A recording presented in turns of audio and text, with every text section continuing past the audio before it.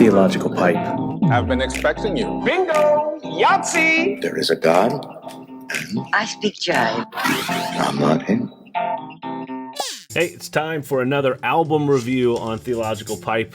As you know, if you've listened, I take time off from politics and sports and culture and all that stuff to go over Rolling Stones 500, the top 500 albums of all time, and I just decided it'd be a nice break every once in a while to do an album review. And I started a few weeks ago, and I'm not doing it every day, every couple times a week maybe. The first album on the list, I'm not saying I agree with the list, but the first album on the list was Marvin Gaye's What's Going On. And I gave it a 9 out of 10. Listened to the entire album, went over it track by track.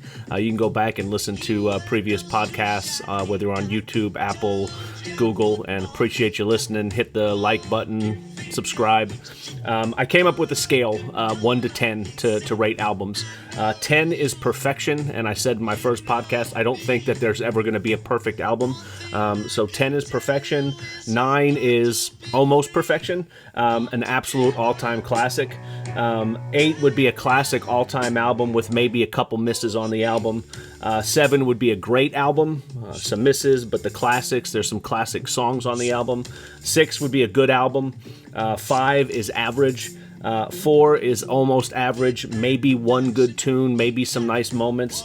3 would just be poor, and after that, who cares? It's trash. And so I've been going through Rolling Stone's top 500 albums. Again, they had number 1 Marvin Gaye, and I gave it a 9 out of 10. Went through all the songs, kind of talked about them, what I thought about them. The next album on the list for Rolling Stones was the Beach Boys' Pet Sounds. I gave it a 6.5 out of 10. Think it's too highly rated. I'm not against the Beach Boys. They're just not my cup of tea. Again, they're great. The album was fine. Just think it's overrated. Joni Mitchell's Blue was next, and I gave it a 4, and I think I'm being too kind when I gave it a 4.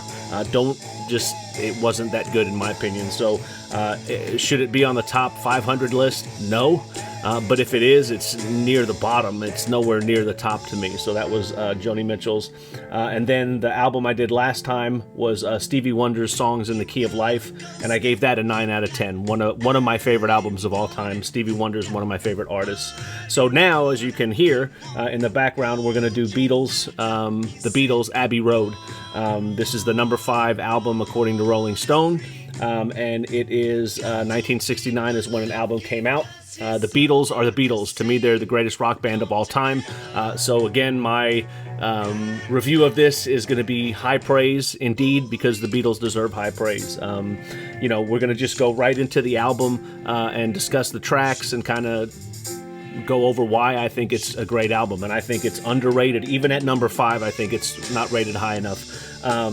This was their final album that they recorded together, even though if you look at the release dates, in 1969 was when they released Abbey Road. In 1970, they released an album called Let It Be, but they actually recorded them differently. This was the last album that the Beatles recorded, and it's a great album. So you're listening to Come Together. Again, a classic song. But it's nonsense. I mean, who else can write a song that has the line "Toe Jam Football" and it still be an incredible song, right? This is a classic John Lennon song. Again, I say it's nonsense, and people might say that's blasphemy, but I mean, it's a nonsense song. Listen, this is what John Lennon said about it. He said, the song, was created in the studio. It's gobbledygook.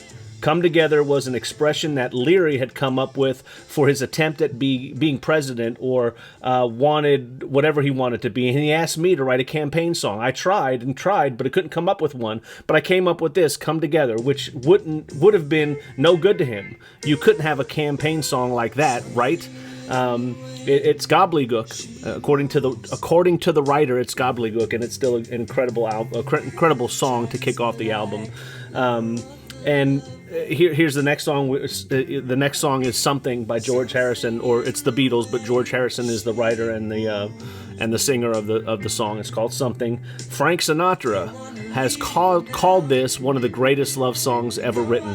It's a great song. It's got a great bridge, great melody, great instruments. It just paints a perfect picture of what they're doing. It is, what they're trying to say, what George is trying to say. The whole song is great, and the part that I like, it's a great love song.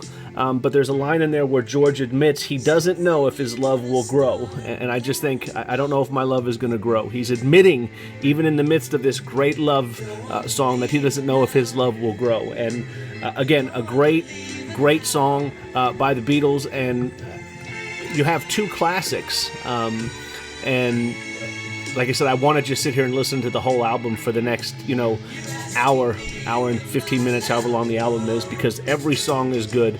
And there's so many good stories about the Beatles. But the next song on the album is this one, Maxwell Silver Hammer.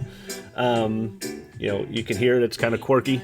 It's a song about a student murdering someone. And this is what Paul McCartney said about this song. He says, Maxwell's Silver Hammer was my analogy for when something goes wrong out of the blue, as it often does, as I was beginning to find out at that time of my life. I wanted something symbolic of that. So to me, it was some fictitious character called Maxwell with a silver hammer. I don't know why it was silver, it just sounded better than Maxwell's hammer. It was needed for scanning. We still use that expression even now when something unexpected happens. So the song is an analogy for when something goes wrong unexpectedly. Maxwell Silver Hammer. John Lennon didn't like the song. This is a quote by John Lennon. He said, "That's Paul. I hate it. Because all I remember is the track. He made us do it 100 million times. He did everything to make it into a single, and it never was, and it never could have been. But he put guitar licks on it, and he had somebody hitting iron pieces, and we spent more money on that song than any of them in the whole album, I think." John Lennon, not a fan of it. George Harrison, sometimes Paul would make us do these really fruity songs. I mean, my God, Maxwell's Silver Hammer was so fruity. After a while, we did a good job on it, but Paul got an idea or an arrangement in his head. But when Paul got an idea or an arrangement in his head, Ringo Starr said of the song, "The worst session ever was Maxwell's Silver Hammer. It was the worst track we ever had to record. It went on for effing weeks. I thought it was mad." So the other Beatles weren't a fan of this song for the recording process. Apparently Paul McCartney made them do a whole bunch of takes and go over it over and over again. And Paul McCartney responds when hearing about this. He said, "They got annoyed because Maxwell's Silver Hammer took 3 days to record. Big deal." It's a good song. It's quirky, and again, it's a Beatles song. The next song is "Oh Darling."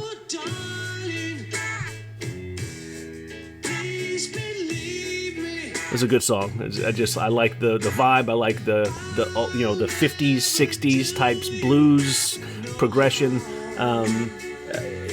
John, when asked about the song, John didn't like Paul's vocals on it.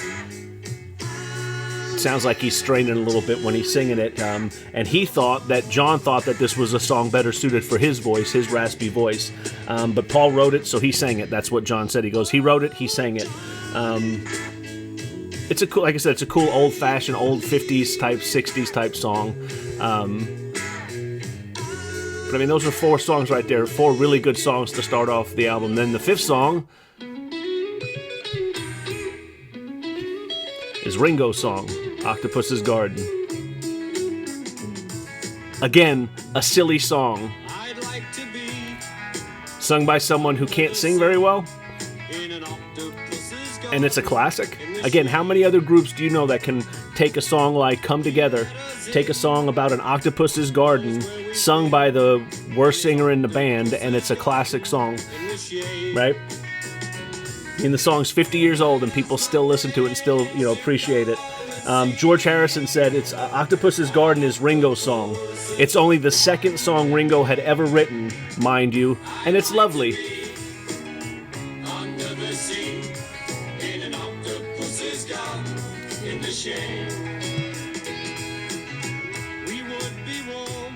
again, I could listen to every song, every one of these songs I can just keep listening to. But the next song on the album is called I Want You, She's So Heavy.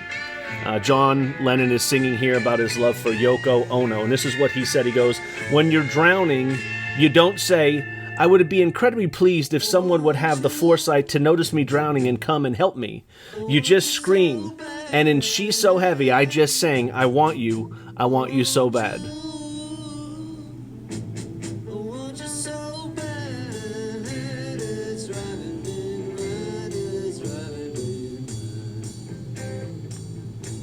It's got a cool riff to it. It's kind of bluesy and rocky. The cool part, this is one of my favorite Beatles songs on the album. I think it's, there's not many hidden gems when it comes to Beatles songs, but this is one of them. It wasn't a hit. It's a cool song, and it has 14 words in it. he sings the same thing over and over again, and it's the second longest Beatles song. It's 7 minutes and 47 seconds long. But it's just got cool Hammond B3 organs there, I think, and it's just...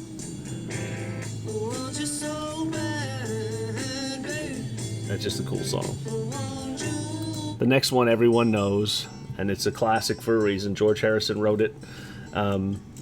There's a cool story about it. You can go look up. There's so much information about Beatles songs, but George Harrison was just tired of the whole business and the whole meeting for business things, and he left the Apple Studios and went to Eric Clapton's house.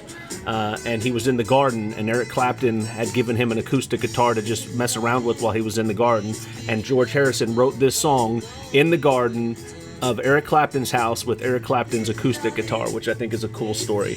Again, it's just a good song. I mean, everyone knows this song, and it's hopeful, and it's things are going to be okay. So it's a really, really good song. Yeah, just a good song.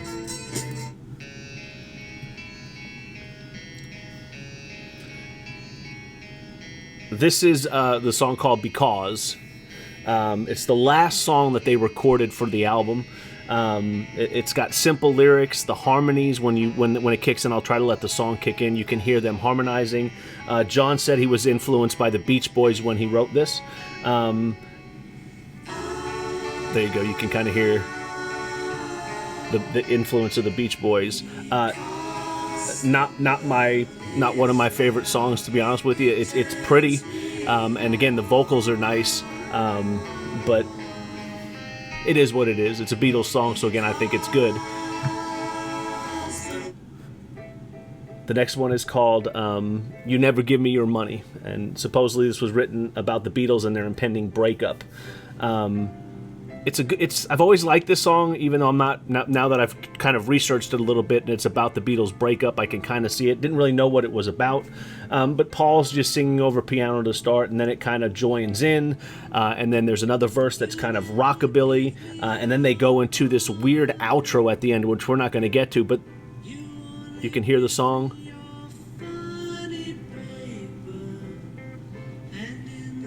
Right, and then there's a little more upbeat rockabilly verse, and then it kind of goes out. And then on the outro, they go 1, 2, 3, 4, 5, 6, 7. All good children go to heaven, and they just repeat that over and over and over again. So yeah, I mean, I like this song. So the next song that we're going to get into, and the next song is called Sun King, and it's the first part of the second side of the album. So in the old days, you got an album. This was the second part, and it kind of ends the album on a medley of songs. And so Sun King right here is the first part of this long medley that includes 1, 2, 3, 4, 5, 6, like 7 songs. They're all one song just joined together, but they're all different songs. And so John said that from this medley, they had a bunch of parts of songs lying around, and that's how they just kind of put them together, spaced them together. So this first one's called Sun King.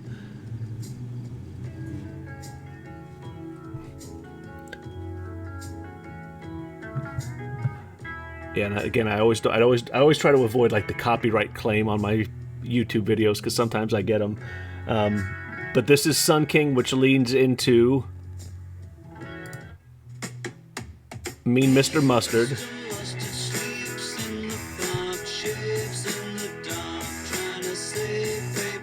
And this is what John said of this song. He goes, "That's me writing a piece of garbage." I read somewhere in the newspaper about this guy. He had hid 5-pound notes, not up his nose, but somewhere else. No, it had nothing to do with cocaine. So there you go. I don't know, but it's just... And it's only a minute long, and then it goes into... And again, they're seamless. They're not like breaks. It goes into Polythene Pam.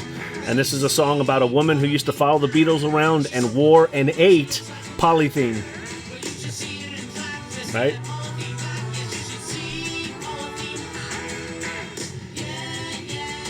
Again, it's a minute 13 seconds long, which goes into "She came in through the bathroom window."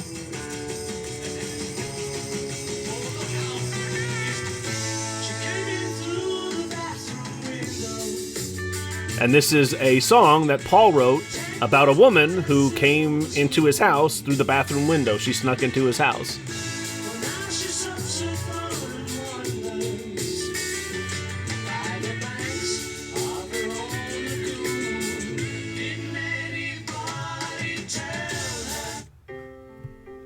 And then there's Golden Slumbers is the next one.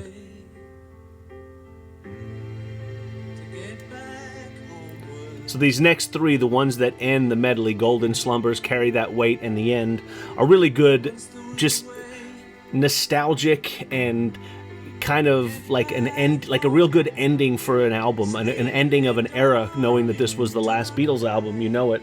So this one, Golden Slumbers, it's based off of a poem by 17th century poet Thomas Dekker. The poem is called Cradle Song. So it goes from Golden Slumbers to Carry That Weight.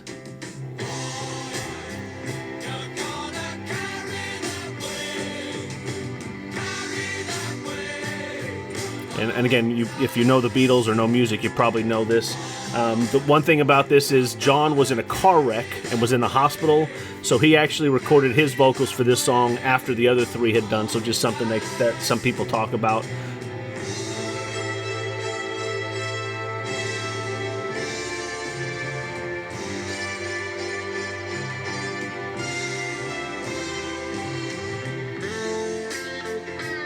And so then it comes to The End, which is has the famous line, and I say famous, it's made even more famous by Chris Farley, because it ends, it goes, "And in the end, the love you take is equal to the love you make." And if you watch Saturday Night Live back in the day, and if you remember Chris Farley interviewing Paul McCartney, he asked them, he said, "Wasn't it you who said that in the end, the love you take is equal to the love you make?" And he goes, "Is that true?" And Paul McCartney gives this answer like, "Yes, I think that the love you..." And he goes, "That's awesome." It's a great... You need to go watch the Saturday Night Live skit where Chris Farley interviews Paul McCartney. But this is The End,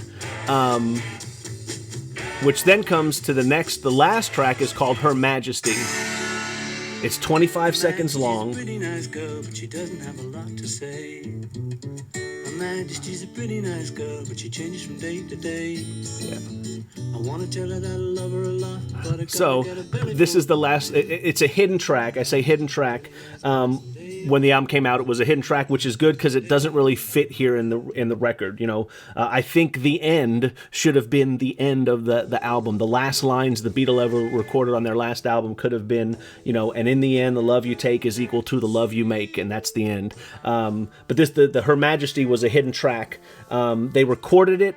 It was supposed to go in between Mean Mr. Mustard and Polythene Pam, but they scrapped it because they didn't like it. But the engineer saved it, and it was put in as a hidden track. And the Beatles liked it because it didn't seem to fit, so they kind of left it in there. Again, here it is. McCartney rightfully judged that it didn't fit and told the second engineer, John Kurlander, to cut it out and throw it away. But Kurlander had been instructed never to discard anything the Beatles ever recorded.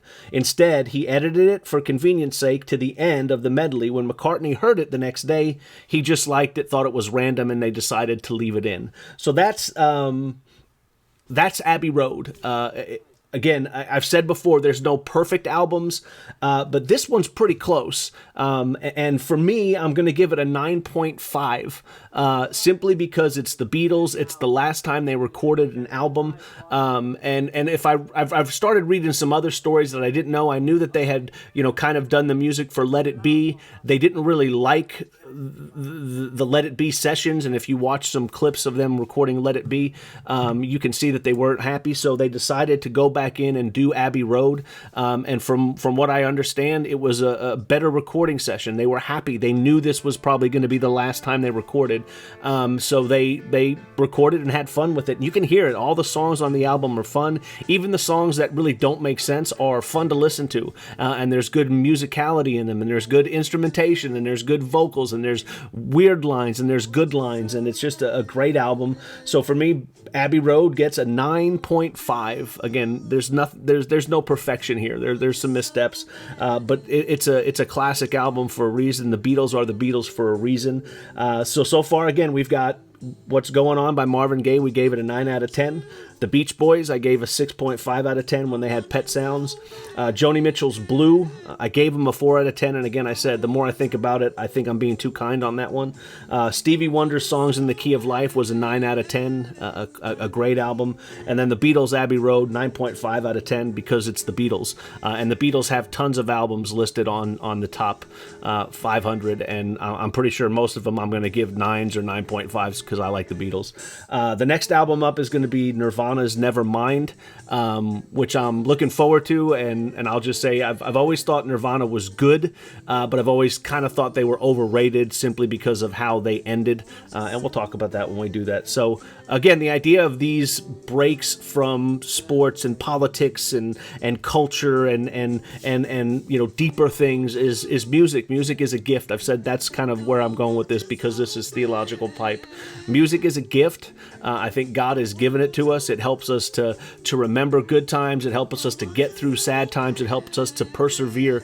And music is music. It's a gift. So, if you're listening to these and you've never heard the album before, go listen to it. And if you disagree, that's fine. If you agree, that's cool too. But it's a gift. So Beatles, they're the Beatles, 9.5 on Abbey Road, classic album. So put that in your Theological Pipe and smoke it. We'll see you next time. Well,